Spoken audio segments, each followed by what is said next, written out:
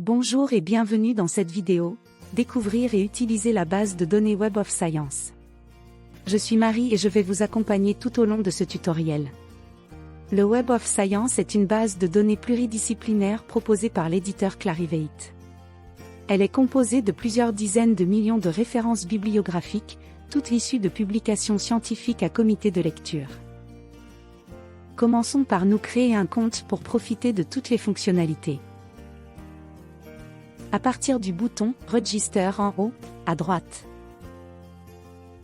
Quelques informations à remplir, un mot de passe et vous enregistrez votre profil.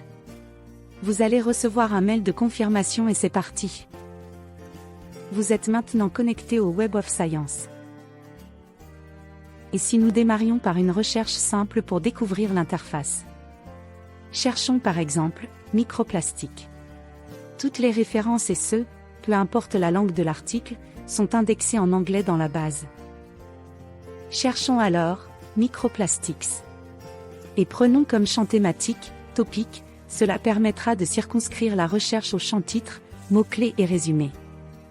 Ici, plus de 16 500 résultats, comportant « microplastics » au moins dans le titre, les mots-clés ou le résumé. Nous pouvons classer ces références par pertinence, taux de citation, année de publication, etc. Ou les trier selon des critères, comme le type de document, les auteurs, les années souhaitées, etc. Vous avez certainement remarqué le mot-clé utilisé dans notre recherche, surligné en jaune dans les résultats.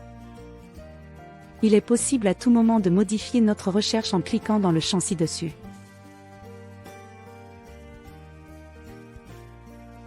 Nous pouvons encore améliorer celle-ci en utilisant une astuce. La truncature, touche étoile. Elle remplace un ou plusieurs caractères à la fin d'un mot et permet par exemple, de chercher à la fois « microplastique » et « microplastics ». Nous pouvons ainsi rechercher simultanément la forme simple « microplastics » et la forme composée « microplastics » en choisissant l'opérateur « or ». Nous allons utiliser une autre astuce, les guillemets. Ils permettent de rechercher une expression exacte ou une chaîne de caractères.